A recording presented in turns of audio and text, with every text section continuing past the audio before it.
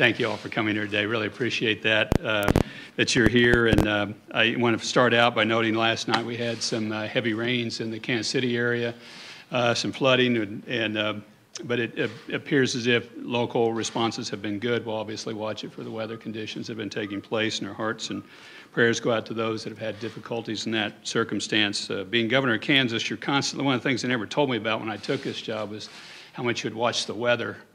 And how important the weather is all the time, because it just has such a big impact on us and on the people, and we're used to it, but it still has a big impact. It's been a great pleasure and honor of mine to serve the people of the state of Kansas in various capacities for over 30 years. I've loved it. I am from this state. I am of this state, and it's just been a hoot. I've just really appreciated the chance to serve in all those public capacities. I have former students in the room. I've even gotten to teach in this state. My family still farms here. These are my roots, and this is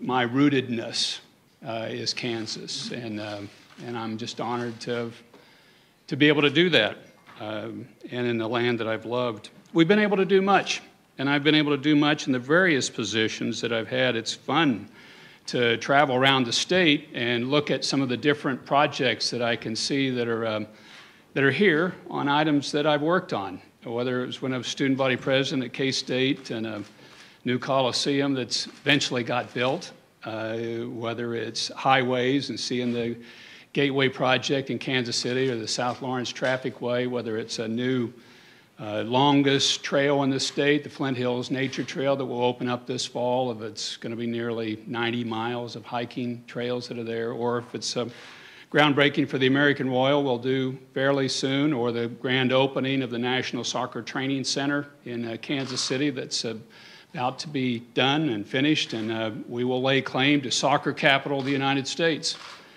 Those are fun projects to be a part of. Last week I had a particularly delightful time celebrating a new vision for water in this state. And I know for a lot of people in the eastern part of the state, this water seems like, well, we got plenty of it. But that's not always true. Yesterday it was true for certain in Kansas City. We had too much of it. But over the Ogallala, this has been one of the crying issues, and we've now got a new vision for a majority of the Ogallala to be on a sustainable yield, be able to irrigate and sustain this area of the world that feeds so much of the human population.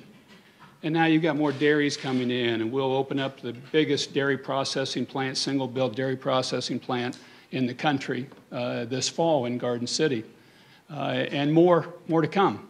But until you solve the water problem, you couldn't do that. And we're getting there. Worked on poverty issues a lot in this state, because it's just, to me, a crying need that for years we as a country have worked at and targeted poverty and have not made any progress on it since the one poverty was declared. Well, we went a different route on it, and we're seeing those poverty numbers improve and childhood poverty go down. And I am ecstatic about that, to be able to see those things taking place in the state. As many of you know, I'm a very strong pro-life advocate. I believe in the dignity, the inherent dignity of each and every human being. I am a pro-life, whole life person. I believe that life begins at conception, but that we protect life in all of its ways and places and whoever it is and wherever they are. And I've signed 19 pro-life bills. We've done a lot of prison reform and reduction of recidivism rates to work with people and the dignity that individuals, even when they do things that aren't what society agrees with. We've had 8,000 mentoring matches for people coming out of prisons in Kansas, and they reduced the recidivism rate for those individuals in this state. We've changed juvenile justice systems in this state, and we hope to get a good yield of reduction of people that continue to move forward in crime after their juvenile years. We're seeing great economic growth. We've hit a record on private sector job creation. We hit a record on new small business development in the state of Kansas. I'll soon be announcing some expansions of major projects on job creation in the state of Kansas. We've had a fantastically successful intermodal facility at Gardner That was a joint state-private sector job that's building out faster than we anticipated. It's been one of the fastest, if not the fastest, growing manufacturing distribution facilities in the country right now in Gardner, Edgerton area in Kansas. And we look for more to take place.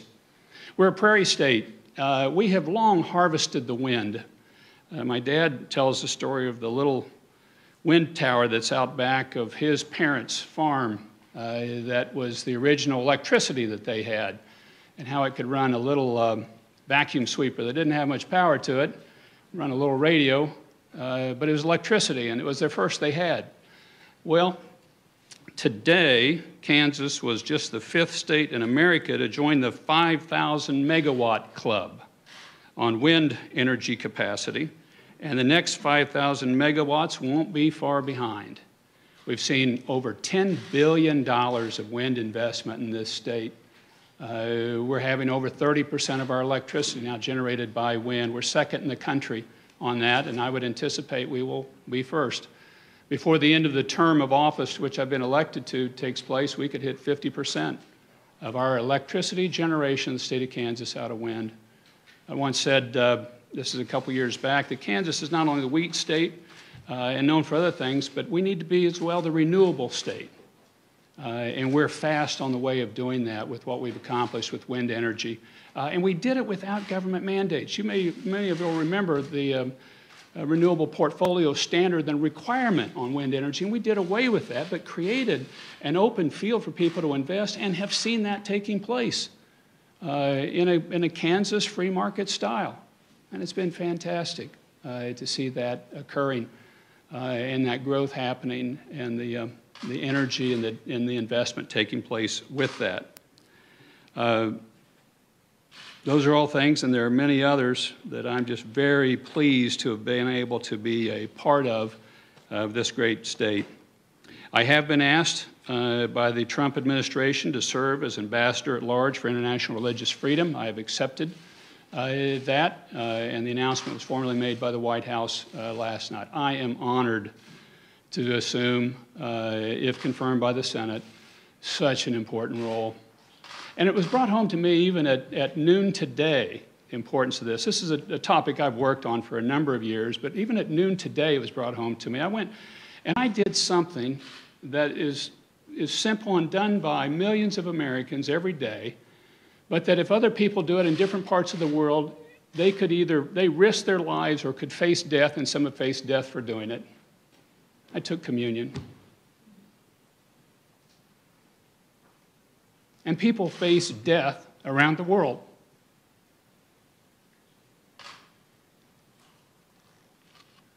For a simple act. Afterwards, a young man I know who's from the Congo was saying, boy, I hope you'll take up the issue in the Congo. I have friends, one that was kicked out of a boat because they were of the wrong faith. Killed. That was at noon today in Topeka, Kansas. The issue of religious freedom is incredibly important, and this administration is committed to working on it and working aggressively on this topic. I've spoken with several people in the administration about this. This is a high topic of concern and focus. It's one I look forward to carrying this mantle of international religious liberty and freedom around the world on a number of topics. I don't have a time frame set for you. The nomination's been put forward by the administration. I've not spoken with the Senate leadership or others about any sort of time frame of when confirmation hearings would take place or votes take place on that. But I do look forward to working with my former colleagues to see this process on forward. I'd close with just one final story on this, and I've got numbers. Because I used to work on the issue of international religious freedom a great deal. I was one of the supporters of the 1998 original Act on International Religious Liberty that passed the Congress and was the first bill that was done in the Congress on international religious liberty. And then I've worked a great deal with Frank Wolf, who the most recent iteration of this act was passed last year, 2016, one of the few bipartisan pieces of legislation passed. And that is the piece of legislation that created this position I've been nominated to. This is a congressionally created ambassadorship. Last year, the Frank Wolf International Religious Liberty Act further strengthened this position, made it directly reportable to the Secretary of State, made it a coordinating job of coordinating the various branches within the United States government on its effort for religious freedom, and upped the stature because international religious freedom is going the wrong way. It's getting worse around the world, not better. It's getting less free rather than more free. There's more persecution, not less. It's taking place over the last 20 years since that original bill was passed. So I look forward to helping with the implementation of that act, with moving this issue forward, to coordinating those efforts, and to speaking out for it. Frank Wolf and I traveled. We were the first congressional delegation to go into Darfur when it was being systematically people were being systematically killed and moved out, their villages burnt, and into refugee camps. And I remember vividly meeting with people that were forced into refugee camps by a government that was persecuting a group of people, and women and children scared to go out of the refugee camp, even to collect firewood for their fires at night for fear that they'd be raped by marauders. I helped carry the genocide bill about Darfur that passed the United States Senate. I worked with then a young senator by the name of Barack Obama on the issue of Darfur, and George Clooney. I worked on the issue of the invisible children in northern Uganda and Joseph Kony that had plagued that region for 20 years. These are important topics that I am excited about accepting this role of being the international ambassador on. With that, let me attempt to answer your questions. All right, I'll be calling on you one by one. Well, first question, AP. Yes. When do you plan to step down? This had just been made public for as far as the nomination, John, late yesterday evening. I haven't reached out or heard from the Senate or the White House on dates or time frames for confirmation hearings, so I don't have a date for you. Well, I'm going to see what the process takes place and what they're talking about on time frames, John. All right. Your qualifications, if you were probably asking your qualifications for this post. I worked the topic probably as much as more than anybody in the Congress while I was there. Obviously not as much while governor. Was one of the original supporters of the International Religious Freedom Act that first passed in 1998. Had full-time staff members working on this topic, carried the Darfur Genocide Bill, put forward the Sudan Peace Act, have worked on these issues of religious freedom on an individualized basis, because what's ended up happening on a lot of these cases is there'll be people of conscience in prison in various places around the world. And if you can give them a name, if you can give the face a name, often you can keep them from getting killed. And that's what we would do a lot in my Senate office, is we would advocate on behalf of individual people and go to those governments and say, you have this person in jail and that person in jail and that person in jail for simply for practicing their faith.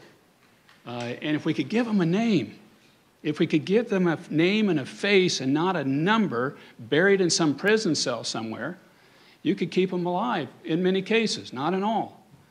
And so I did a great deal of that work, and then I traveled, as I mentioned, to places like Darfur, Congo, Central Asia. I did a lot of advocacy work there, Uganda. And it affects all faiths. It affects all religions. You found different persecutions of different faiths in different places all around the world, and I would advocate for all of them.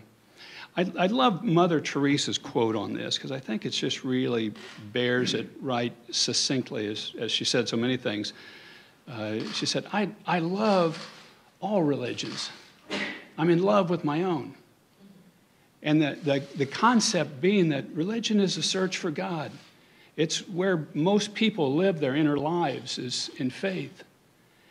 I love that. I'm in love with my own. Mike. Governor, how Hey, do you Mike. envision the transition to take place there? Well, fortunately, we have a wonderful Lieutenant Governor, Dr. Jeff Collier. Jeff's going to do a fantastic job, and so that's who it'll transition to. He and I have been talking about this and how you would do that, but there have been no concrete plans made because this has been this hadn't been publicly set, and we don't know any timeframes with the Senate yet. And what in general have you been talking about when this comes up? Topics we'll be dealing with, how to deal with issues that have already come up, implementation, steps, how you would move forward. Jeff will be, he's his own man, his own person. He's an accomplished physician, accomplished public policy person. He's a really highly qualified on health care issues, which will be a big issue depending on what the Congress and the President does on health care. All right, Sean. Talking with Ambassador Saperstein earlier today, he says he's in strong support. You are a strong nominee for this. He and I are old friends. We worked on this topic before he was the ambassador and when I was in the Senate. He's a good man. I look forward to working with him. One thing that he said is that you'll have an advantage. A lot of the people who've had this position before have been religious leaders, where you're not necessarily a religious leader, but very religious and a politician. How are you going to use your clout with the administration to help move the agenda forward? Yeah, I think it's an important topic because it hasn't improved. We passed a bill in 1998 and the situation hadn't improved. It would be, you could easily argue it's gotten worse. And I think the key of what I have to offer is knowing people in the administration and hopefully being able to get different aspects of a government moving forward to address the topic of religious liberty and religious freedom. So really working within Washington a lot to focus the various aspects. And then I've worked globally with a number of different leaders around the world.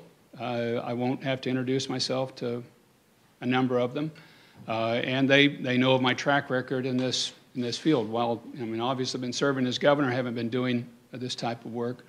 I look forward to going to various places around the world to advocate for it. And I think we need to do this, and this is a key moment for us to do it, and an administration that's committed to the topic. In other words, using leverage, it sounds like, through... Well, I mean, using the stature that I've attained over 30 years of service that the people of Kansas have allowed me to do, which I want to say a big thank you to the people of Kansas for allowing me to serve them for 30 years. All right, New York Times. Hi, Governor Brownback. Hey, good to see you back again. Good to see you again, too.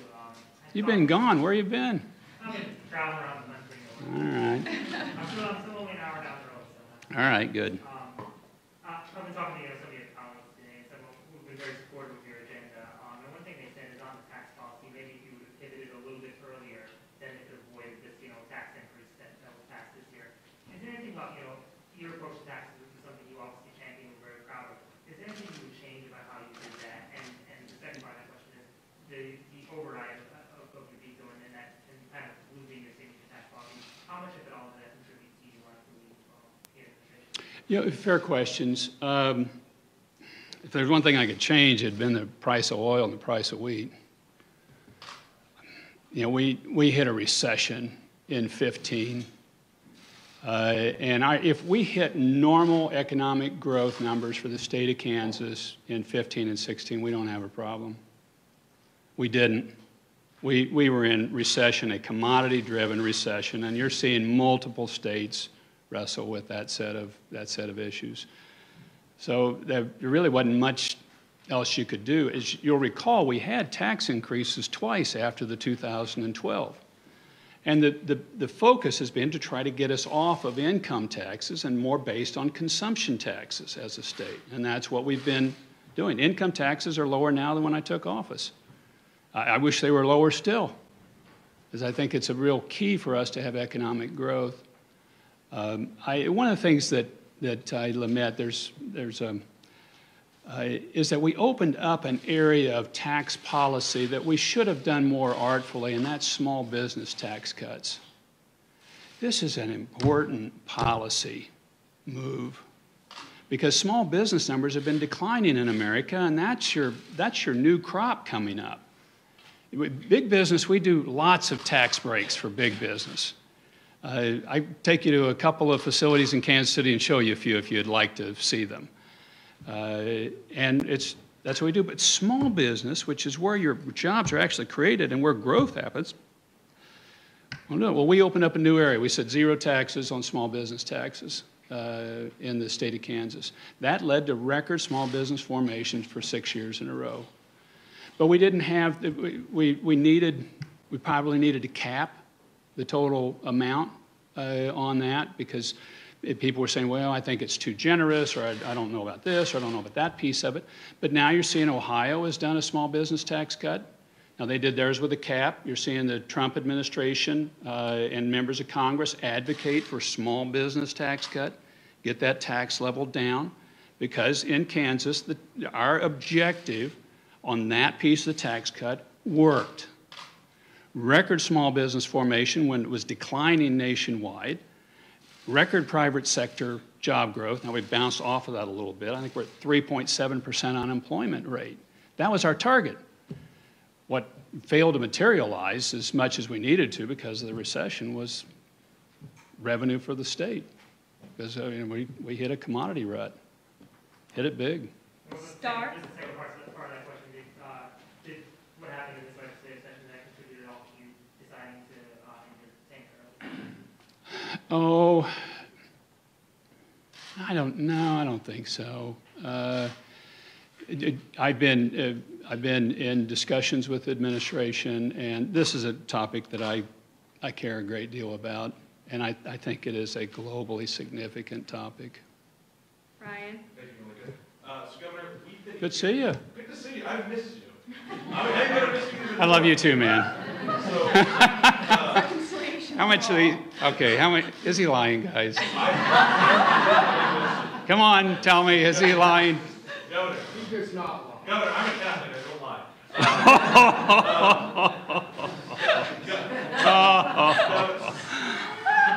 Governor, we've been hearing about your name in connection with this position since as early as May.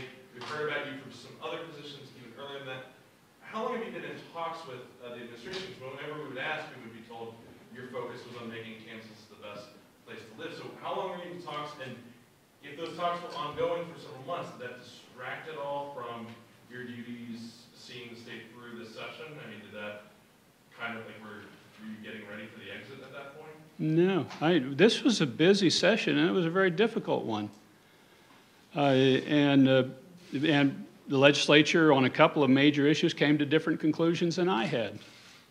But we fought through the session, fought through it aggressively, pointedly, and it ended up where it ended up. But no, I wasn't distracted from this, and there was a tough situation, and the legislature decided to go a different direction than what I thought we should have Can you gone. give us a time frame though of how long you were in talks about this job and others? Yeah, I don't. Different people have been reaching out to me for some period of time, Brian, but I couldn't put an actual date or time All right. time to it. Jonathan? Yeah, as your time as governor, I guess, draws to a conclusion over the next few weeks or days or whatever it might be, I am curious, what is the biggest problem that faces Kansas as you depart the office? Or challenge, or however you want to think about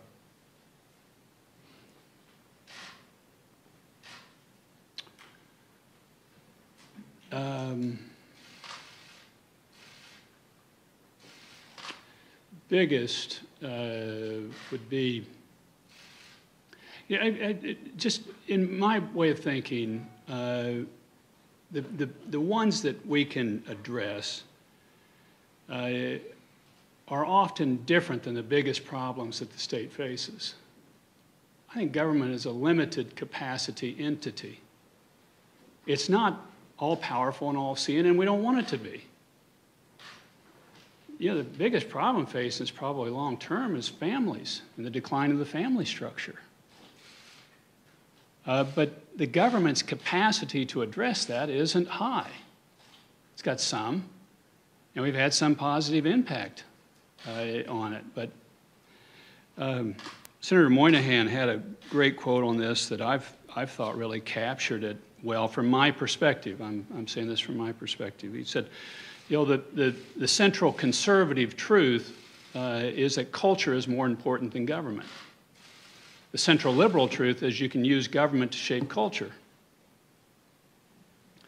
And I think he's accurate with that. But it's the shaping in a discussion and some policy impact. But it's not going out and you mandate everybody's going to form a stable two-parent family. That's why I think government has limitations, and we want it that way. That's why we want a free and ordered society. We want a lot of freedom. I want taxes to be as low as possible, so I'm not taking any of more of your money than I have to provide essential government services. I want the size of government to be as small as possible, so that we're doing what we have to do, but you've got as much liberty and freedom as possible on your end of it. And that's a philosophy that different people have different philosophies on. That's one that I carry. Peter? Yeah, Governor, you opened this with kind of a long list of accomplishments, which is what we would expect. You don't agree with all of those, Peter? No. What I'm asking is, do you have any regrets, either things you wanted to do that you didn't get accomplished, or things that you did that didn't work out quite as well as you hoped? Yeah, I'd like to have kept the income taxes lower, and I'd like to have kept a business tax deduction, having a cap on it, maybe a $150,000 cap, but so you get your truly small businesses have a zero tax atmosphere. I don't think we got near as much done as needs to be done on making the regulatory structure easier for people to navigate and as least intrusive as possible. I think we got too much regulation in the country, and but a lot of people, they'll complain about that, and then you say, okay, identify one or two for me. And they don't necessarily point it out to you at the state or local level, but they just say, it's just wearing me out. I'd like to make it simple to where a person could go in and at one time identify themselves, here's what I'm going to do, and start, push send on the computer, and then they're registered with everybody. So it's not this, you got to go find all the problems that you're supposed to face. And we didn't get those done because I think that really would have helped out people in the state. I'm really pleased to see the numbers on poverty move well. I'm really pleased on water. I'm really pleased on income and business formation in the state of Kansas. I'm really pleased on wind, how we've done with those issues. I'm really pleased too, this one I didn't mention at the outset, but now you got me started. Technical education. I would put us up best in the country on changes that we've made to technical education and the expansion where you triple the growth of it. And that's where people then can get a job and earn better and more. And we've had some good fourth grade reading initiatives with the Reading Roadmap program that's shown some real promise, but still not enough. We need to do better in those categories. Okay, just a few more questions. We're going to go over here to Dee Dee. Governor, real quick, so Yeah. kind of going along that same thread, is there something in the last 8 years that you have accomplished that you consider to be your legacy for Kansas, or something that you are most proud of, all those things you listed? The one thing that I'm really the most pleased about, and I don't know if it'd be any surprise to anybody here, but we've really moved as a culture of life state. We are a culture of life state, and we're not going back. I've signed 19 pro-life bills. I just think the inherent dignity of human life at every stage is a central issue of our day, and that's the one that I'm really the most pleased We're about. going to go to Allison, who's hiding back here behind some of the cameras. Hi.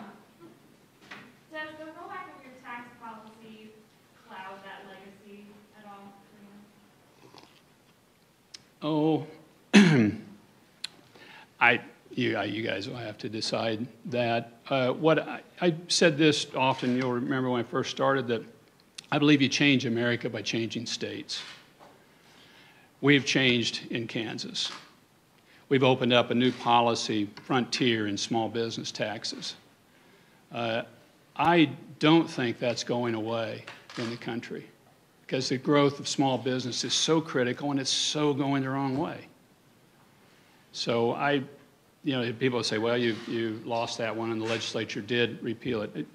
I hope you will track what happens to small business formation in the next several years in the state, because I think it will go dramatically down from where we are, what we've had the last 6 years.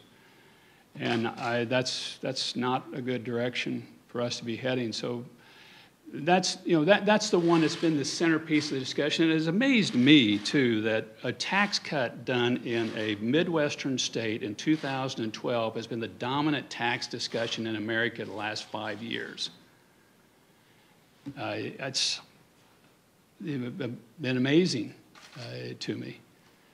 But I think if you look at the centerpieces of it, people will be dissecting it. People are writing books now on it to determine, okay, is this the right way to go? And I do think that centerpiece issue that you see there on small business tax, favorable small business, will be something that will continue to pop up around the country, and I hope it comes back in Kansas.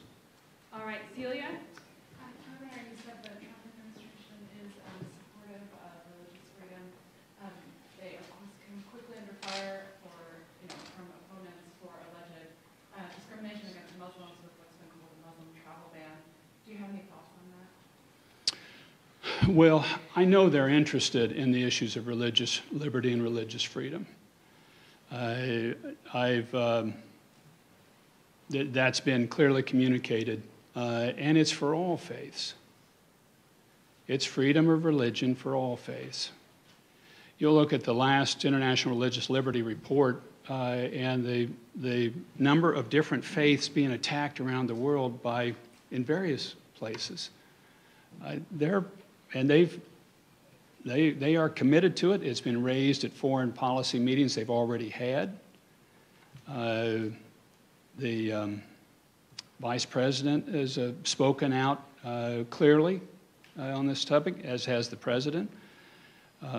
So they have a strength of position on it. And remember, I think this is something that's lost in the translation sometimes, is that you've got a big competition for foreign policy in the world. I used to work in the trade field in the Bush 1 administration. And the trade people wanted to keep every other topic out of their discussions because we just want this to be about trade. We don't want it to be about labor standards. We don't want it to be about environmental standards. But other people want it. No, wait, we want it because there's a lot of crowding for a limited foreign policy agenda, and the United States leads it. Well, here we are stepping up more on a topic that hasn't been led on in the past, in religious liberty. And it's going to have to, religious freedom is going to have to fight for space in the foreign policy discussion. That's what's going to happen, and I'm going to be there to help push that. And I know several of the top people in this administration feel exactly as I do about it. And that's why I think you're going to see some real progress made on it. Okay, we're going to go to James. As you get ready to leave the state of Kansas, what do you want Kansans to say about your time here as governor?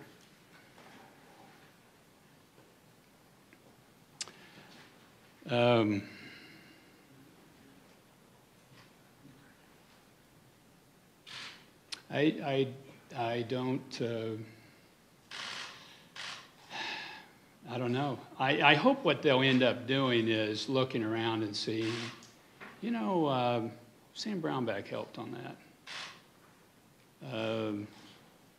They'll see a KU Med Center building that just opened up, new education building. We're going to have 50 more dock slots there going, that was something that happened during the Brownback administration. Or they'll see some of these fourth grade reading programs the kid can read, and I hope his mom says he wouldn't have gotten that chance if we hadn't started this program, or the JAG program, the Jobs for America's Graduates, or technical education kids, that if somebody gets a job that's far more than minimum wage and his mom or dad says that wouldn't have happened previously, or that there's kids born that would not have been born.